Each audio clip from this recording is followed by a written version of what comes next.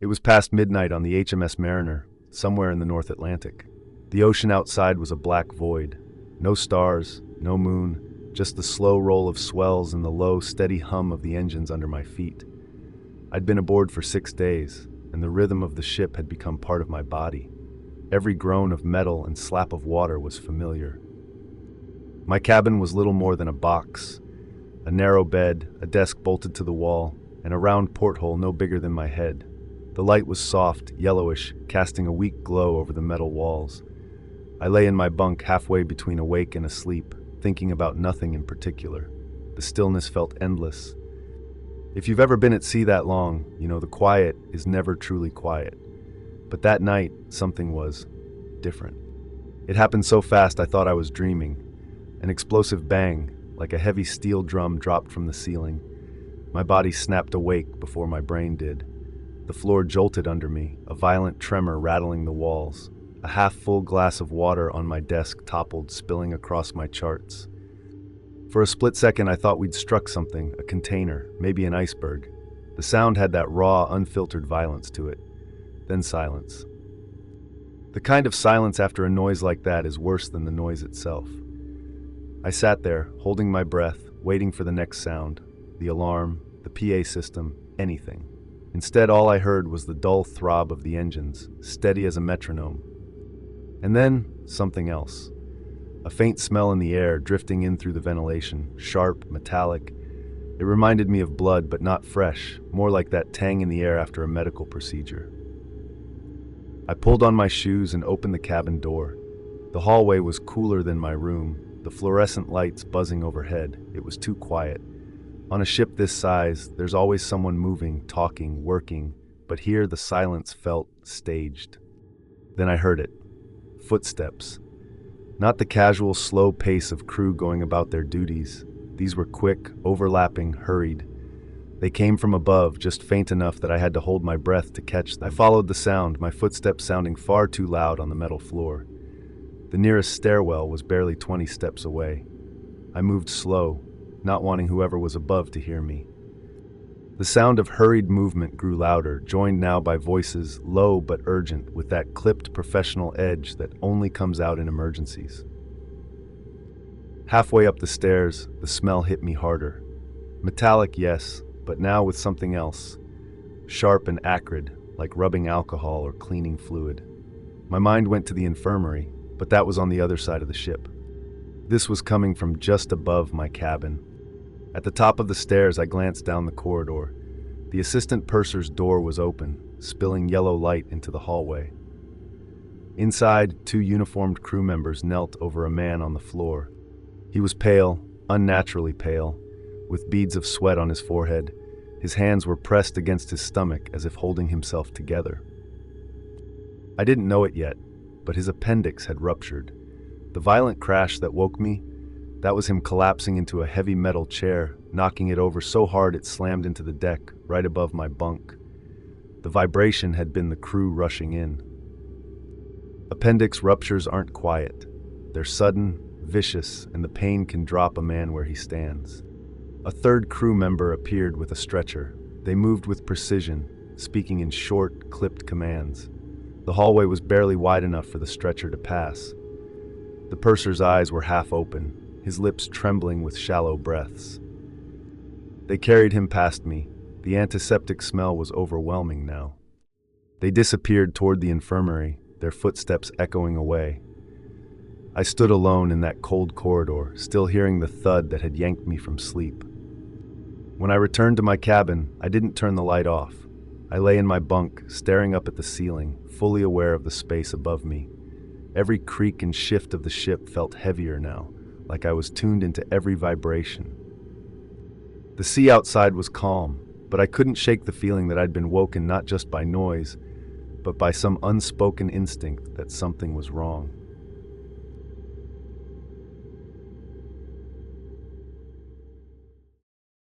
I've always believed the ocean could play tricks on the mind. Endless blue stretching into forever, the gentle sway of the ship. Together, they could lull you into a half-dream where anything seemed possible. But nothing could have prepared me for what happened on my trip aboard the Symphony of the Seas. I had saved for over a year for this cruise, a floating city with endless dining, music, pools, and the promise of detaching from everything back home. I booked a midship balcony stateroom, thinking it would be quiet, stable, private. The first time I stepped inside, it smelled faintly of citrus and fresh linen. The carpet was thick and soft under my shoes. The balcony door opened to a view so vast it made me dizzy. It felt like my own little world.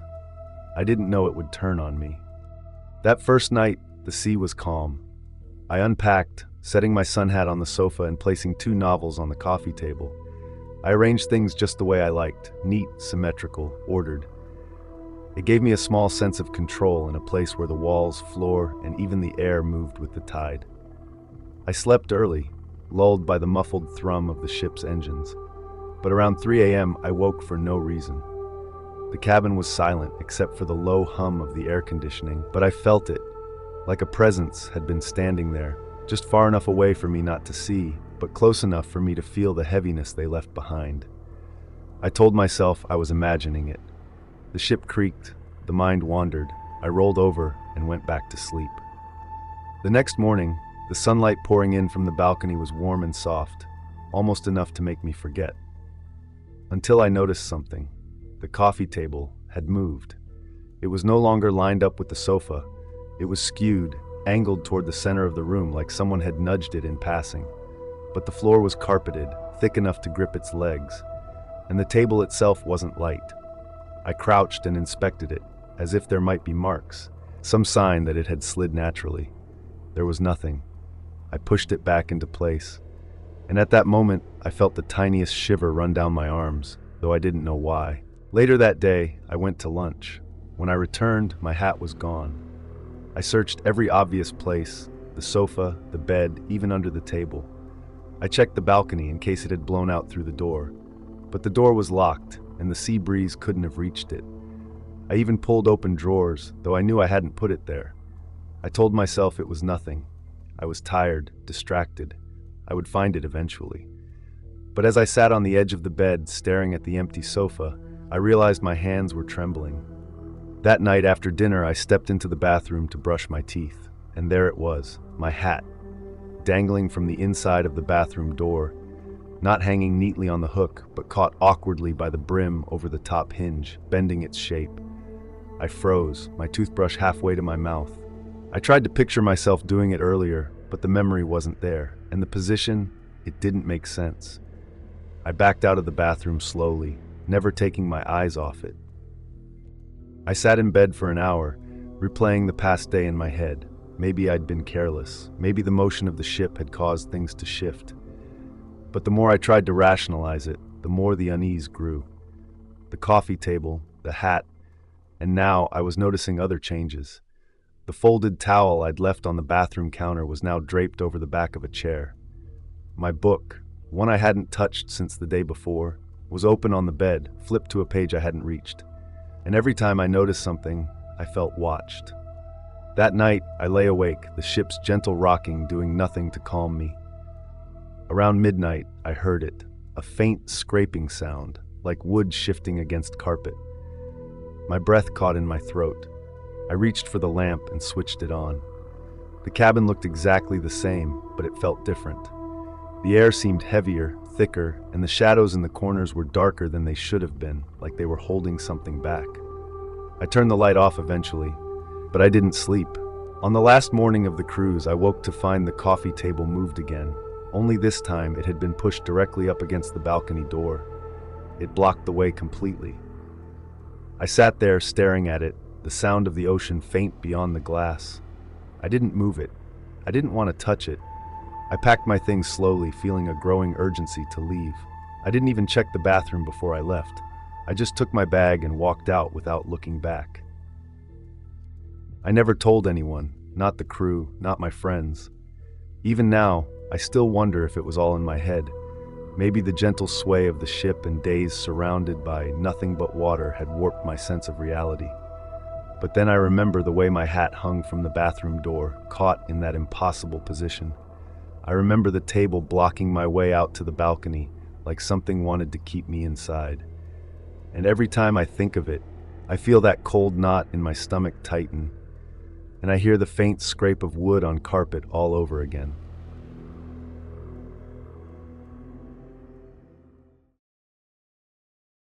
I've never been good at waiting. Not in line at the grocery store, not for coffee orders, and especially not in places like this. Airports, bus terminals, train stations. There's something about them that feels unnatural. They're spaces meant for transition, but they're filled with people who are stuck. You can feel it, that strange energy of being between places, between destinations, between moments. Maybe it's the smell, a stale, metallic tang mixed with floor polish and day-old coffee. Maybe it's the way people slump in those hard plastic chairs, their heads bowed, their shoulders hunched, their eyes dulled from staring too long at nothing. That morning was no different. The old terminal clock ticked too loudly on the wall, each second a sharp little jab. The fluorescent lights overhead buzzed and flickered, casting a pale, almost sickly light over the waiting area. Outside, through the smudged glass windows, the world looked washed out.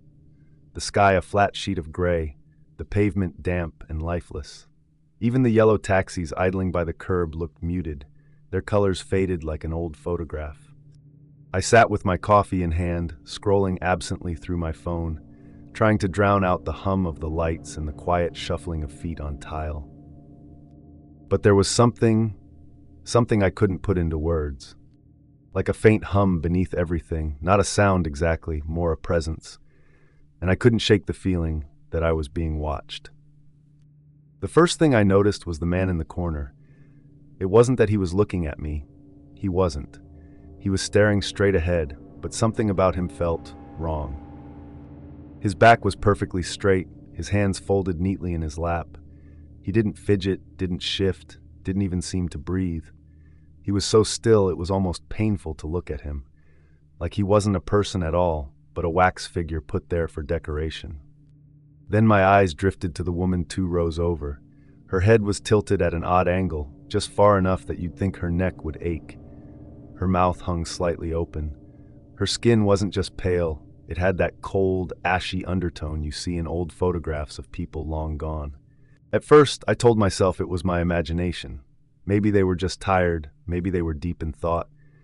But as I began to scan the room, the truth became harder and harder to ignore. One by one, I studied the people sitting around me, and every single one of them was wrong. It wasn't just their stillness, it was the way their eyes seemed to be staring through things, like they were looking at something far, far away. There was no shifting in their seats, no checking of watches, no murmured conversations, not even the smallest human tick. And in that moment, the thought hit me so suddenly it was like someone had whispered it directly into my ear. They weren't alive. The realization was enough to make my stomach twist, but before I could even fully process it, something else happened. Something worse. The man in the corner. Suddenly I wasn't just looking at him. I was seeing him somewhere else. He was on a city street, sunlight glinting off wet pavement. He glanced down at his phone, stepping off the curb, and a massive white truck came roaring toward him. The sound of the impact wasn't a sound at all. It was a jolt, a flash, and then I was back in the terminal staring at his blank, unmoving face. I looked to the woman with the tilted head, and the vision came just as quickly. She was standing in a small kitchen, a floral apron around her waist. She reached for a knife on the counter, and from the shadows behind her, a man's hand shot out, grabbing her hair and yanking her backwards. Her scream cut off into silence, and then she was gone. One after another, the visions came. A man falling down a flight of concrete stairs, a teenager slipping under the surface of a dark river, a woman in her car as flames swallowed it whole. Some deaths were fast, others lingered. And when the visions ended, they all sat exactly as they had before, silent, waiting. My hands trembled so violently that my coffee cup tipped, hot liquid spilling over my fingers. This wasn't a waiting room. It wasn't even a place in the way we think of places. It was a collection, a holding ground, and I was sitting right in the middle of it. The air grew thick, pressing down on me from all sides as though the walls themselves were holding their breath. Then across the room, the man in the corner moved. Not much, just his head turning slowly, deliberately toward me, and when his eyes met mine, he smiled, a smile that didn't belong on a human face. He stood up, no sound of footsteps, no scrape of chair legs, just the sudden, impossible movement of going from seated to standing in the blink of an eye. His gaze never left me, not even for a fraction of a second. And then, the others began to move too. First their heads turned, then their shoulders shifted, then they began to rise, slow and stiff, like puppets being pulled upright by invisible strings. It didn't matter that they were dead. They were moving. I stumbled backward, my heart pounding so hard it felt like my ribs might crack. Every instinct screamed the same thing. Get out. I didn't think. I didn't plan. I just turned and ran. The automatic doors groaned open as I hit them, spilling me into the damp, cold air outside. The smell of wet asphalt filled my lungs as my shoes slapped against the pavement. Behind me, I could feel them. Not running, not rushing, just following. The steady, patient pursuit of something that doesn't have to hurry because it knows it will reach you eventually. I ran until the terminal vanished behind me. Until my lungs burned and the fog ahead swallowed the road whole, and when I turned back, there was nothing. No building, no people, just empty street and silence. Later that day, I saw the news. The bus I had been waiting for, the one I should have been on, had crashed. Everyone on board had died instantly. The article showed photos of the victims, faces I recognized, faces I had seen sitting in that terminal, gray-skinned and still. Now, when I'm in crowded places, I find myself scanning the people around me, looking for that stillness, that strange gray, the absence of life hiding in plain sight. And when I see it, I don't stay. I don't ask questions. I just leave, because I've learned something I can never forget. Death doesn't always come to find you. Sometimes it waits.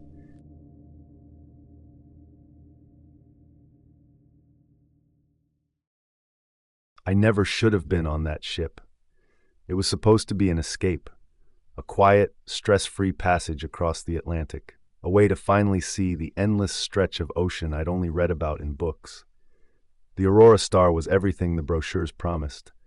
12 decks of luxury, chandeliers in the dining halls, glass elevators, a pool that seemed to merge with the horizon. The first 2 days were bliss. The sun lit the waves in brilliant silver. The nights were filled with music drifting from the ballroom, and strangers smiled at each other in passing, like we were all in on some rare adventure. I walked the outer decks at dusk just to feel the cool spray on my face. I thought it would be one of those trips I'd remember for all the right reasons. But everything changed on the third night. The ship's intercom crackled to life, and the captain's voice, calm, measured, announced that we had rescued someone from the sea, a lone survivor. He gave no other details. The announcement had barely ended when curiosity got the better of me. I made my way to the nearest outer deck, where a small crowd of passengers had gathered at the rails. Far below, in the glare of powerful spotlights, a lifeboat bobbed against the black water. Several crew members were crouched over it, pulling a limp figure up with visible effort. He was wrapped in a soaked, torn coat, the kind you'd expect from someone caught in a storm. His head hung forward, and his arms dangled loosely. Even from that distance, I could see the unnatural color of his skin, not pale in the way of someone cold or frightened, but the grayish hue of something that had been submerged far too long. There was no shiver, no twitch, no sign of struggling against the crew's grip. He just hung there, water streaming steadily from his clothes, like a puppet whose strings had been cut. A strange chill threaded down my spine, but no one else seemed alarmed. I watched them carry him inside and vanish from sight. I assumed he'd be rushed to the medical bay, given warm blankets, maybe oxygen. But later that night, when I passed a pair of crewmen in one of the quieter corridors, I overheard them whispering. Their voices were low, but the words I caught froze me mid-step. "Shouldn't be alive," one said. "Salt water in the lungs," the other replied. My pulse quickened. Salt water in the lungs? That wasn't something you overheard about a living person. I slowed, pretending to check my phone, straining to hear more, but they noticed me and clammed up instantly. One of them gave me a tight, warning glance, and they walked away without another word. The ship suddenly felt colder. It was after midnight when I saw him again. I couldn't sleep, so I wandered the lower decks, the kind of place where the air vibrated with the deep mechanical hum of the engines, and the hallways seemed to stretch endlessly in both directions. That's when I heard it, a dragging, uneven shuffle, the sound of wet shoes on metal. When I turned the corner, I froze. The man from the lifeboat was walking toward me. His head was tilted forward, his eyes glassy, unblinking. Water dripped from his chin, darkening the front of his shirt. His skin looked even worse now, tight over the bones, almost waxy, as if it might tear if touched. Each slow step left a shimmering print of seawater on the floor. I should have run, but I didn't. My legs refused to obey. He passed within feet of me, moving with that slow mechanical gait, the smell hitting me like a wave, salt, rot, and the sour tang of something long dead but kept wet. His eyes didn't flicker toward me. He didn't acknowledge me at all. I turned to follow him, but he was gone. Just an empty stretch of hallway, the puddles on the floor already cooling in the stale air. I went straight to the nearest crewman I could find and tried to explain what I'd seen. At first he looked concerned, until I mentioned the man's gray skin and dripping clothes. Then his face hardened. "Go back to your cabin," he said flatly, "and stay there." I told him I thought the man was sick, dangerous even. He stepped closer, lowering his voice. "Don't talk about it to anyone." The tone wasn't a suggestion, it was an order. The next morning, the dining hall buzzed with the usual chatter, but I noticed something that made my stomach twist. Several passengers were coughing, not the dry, polite kind, but deep, wet hacks. Their skin was pale and clammy, their eyes dull. Some had small beads of water clinging to their clothes despite being indoors. The same faint smell of salt water seemed to hang around them. I lost my appetite entirely. This wasn't a coincidence. Something was spreading. That night, I went looking for answers. The lower you went on the ship, the less it felt like a vacation liner and more like an industrial machine. Bare metal walls, pipes snaking overhead, the air warmer and heavier. The lights down there flickered, and every sound echoed too long. I heard it again, the slow, dragging shuffle. But this time, there were more of them. Multiple sets of footsteps moving together. I turned the corner and stopped dead. Half a dozen passengers stood in a loose circle under a flickering light. Their clothes clung wetly to their bodies, their skin the same awful gray, their eyes glassy and unfocused. Droplets of water pattered steadily onto the floor beneath them. In the center stood the man from the lifeboat. He didn't blink. He didn't speak.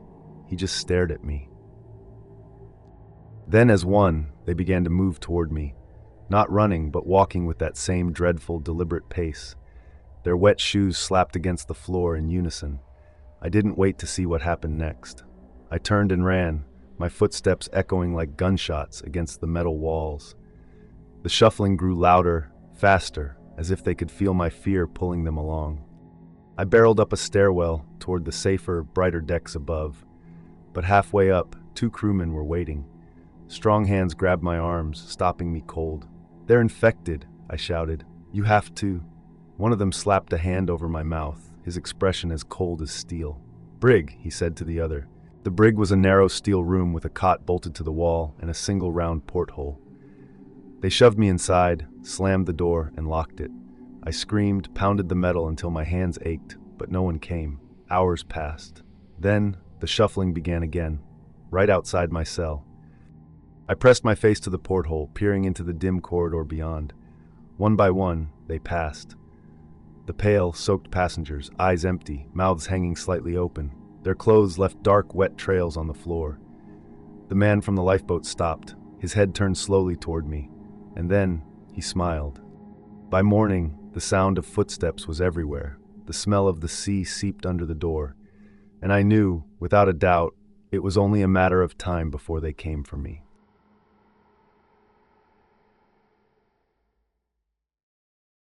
Cruise ships are floating cities, complete with restaurants, theaters, casinos, and thousands of travelers escaping to paradise. For most, it's a dream vacation.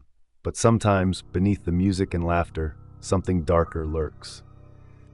This is the story of a young woman who boarded a cruise expecting sunshine, drinks, and memories, only to vanish in a way that left the Coast Guard, the FBI, and every passenger on board asking the same terrifying question.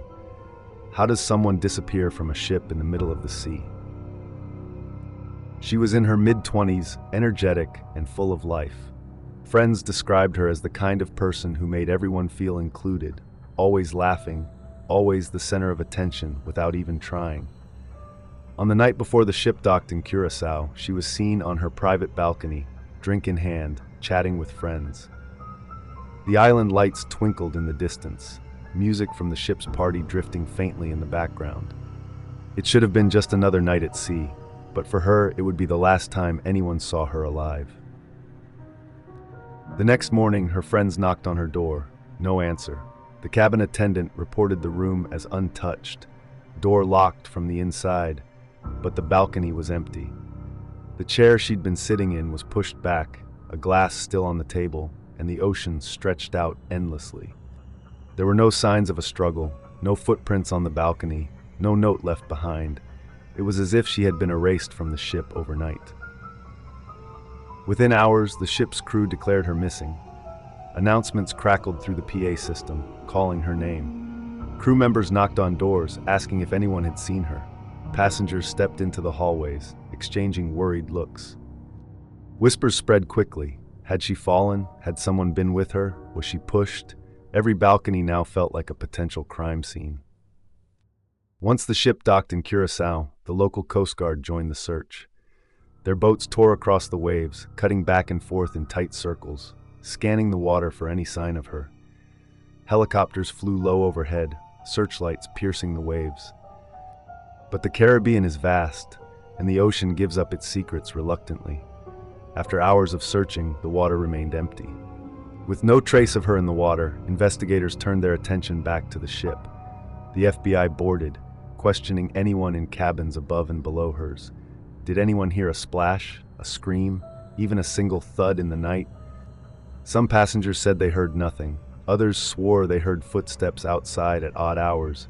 Every detail was logged, every whisper of noise cataloged like a puzzle piece that never seemed to fit. Rumors began to spread faster than the official investigation. Some claimed they'd seen her arguing with someone on her balcony earlier that night. Others whispered that she had been drinking heavily, that maybe she had slipped. A few even suggested something far darker, that she had been targeted, followed, and silenced. By the second day, the passengers were more than just scared, they were paranoid. By nightfall, the ship was different. The music had quieted. People lingered less on balconies, staring instead into the dark water with unease. Every creak of the ship, every splash against the hull, felt like a reminder of her disappearance. A vacation had turned into a prison of fear. When the ship finally docked again, FBI investigators swept the vessel. They pulled surveillance footage, combing through hours of grainy recordings. They tracked movements in the hallways, the bars, the stairwells. But the problem with a ship that holds thousands of people is simple. There are blind spots, and in those blind spots, anything can happen. Days passed, but no answers came. With no body, no evidence, and no clear suspect, the case went cold. For her family, there was only silence. For the passengers who had been on board, there was only the memory of a name called over the intercom, echoing through the ship like a ghost. The sea had swallowed her story whole. To this day, no one knows what happened to the young woman who vanished from her balcony in Curacao. Was it an accident, a crime, or something stranger? The ship kept sailing. The passengers eventually disembarked. But for those who were there, the memory lingers, a reminder that even in the middle of paradise, darkness can strike without warning. And the ocean always keeps its secrets. Important announcement. If you'd like exclusive perks like early access, bonus content, and behind-the-scenes extras, don't forget to check out the channel membership. Your support helps keep these stories alive. Thanks for watching Sinister Horror Diaries. Until next time, stay safe, stay scared, stay sinister.